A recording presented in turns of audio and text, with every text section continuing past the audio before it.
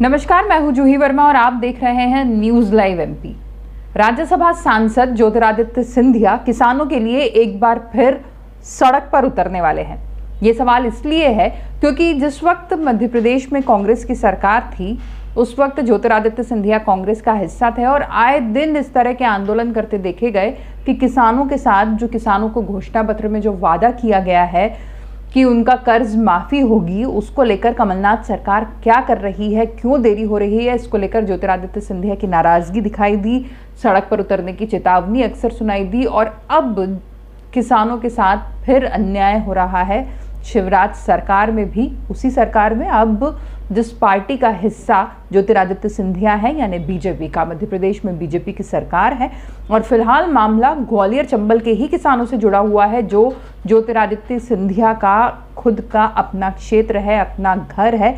वहाँ के किसानों ने कई गंभीर आरोप लगाए हैं और ये आरोप लगे हैं ग्वालियर चंबल एक्सप्रेसवे, जिसे अटल प्रोग्रेस वे का नाम दिया गया है, उसकी वजह से। तकरीबन यहाँ पर आपको बता दें, श्योपुर, भिंड, मुरैना को जोड़ने वाली एक बड़ा हाईवे बनने वाला है जिसे अटल प्रोग्रेस वे नाम दिया गया है। राजस्थान से लेकर यूपी तक ये रहेगा। 404 किलोमीटर से ज़्यादा इसकी लंबाई होनी है और इसके लिए बहुत सारे किसानों से भूमि अधिग्रहित की गई है।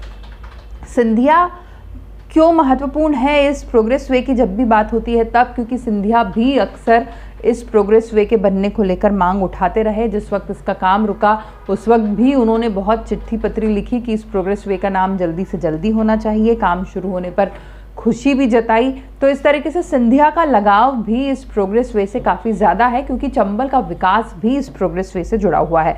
तो इस प्रोग्रेस वे के लिए तकरीबन 1,500 किसानों की ज़मीन अधिग्रहित करने का प्लान है, जिसमें से 343 किसान तकरीबन सहमति पत्र दे चुके हैं कि उनकी ज़मीन अधिग्रहित की जाए और जो किसान सहमति पत्र दे चुके हैं अब वही किसान नाराज़गी जता रहे हैं, कई गंभीर आरोप लगा रहे हैं।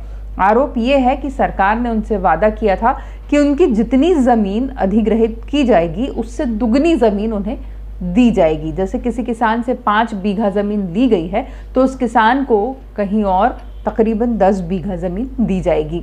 ऐसी घोषणा के लिए बताया जा रहा है कि अगस्त 2020 यानी बीते साल कुछ महीने पहले ही सरकार ने ऐसी घोषणा की थी, क्योंकि किसान इससे पहले बिल्कुल राज़ी नहीं थे एक्सप्रेसवे के लिए ज़मीन देने के लिए। फिर उनको ये कहा गया कि ज़मीन जितनी वो अधिग्रहित होगी उससे दुगनी ज़मीन उनको दी जाएगी। तब कई किसानों ने सहमति पत्र दिए, तहसीलदारों को, पटवारियों को सहमति पत्र सौंपे और अब जब उन्होंने अपने हक की आवाज़ वापस बुलंद की है कि उन्हें ज़मीन दी जाए, दुगनी ज़मीन दी जाए, तो अब उन्हें ये बताया गया है कि ऐसा तो कोई नियम है ही नहीं, न किसी कागज़ पर है, न किसी आश्वासन में है, जिसके बाद किसान ठगा सा महसूस कर रहे हैं। और इस आरोप के बाद अब किसान इस इंतज़ार में है कि उनकी कहाँ सुनवाई होगी और विपक्ष अब ये सवाल उठा रहा है कि क्या अब अपने क्षेत्र के किसानों के लिए ज्योतिरादित्य सिंधिया फिर सड़क पर उतरेंगे और आवाज़ बुलंद करेंगे जैसे वो कांग्रेस सरकार के दौरान करते रहे थे।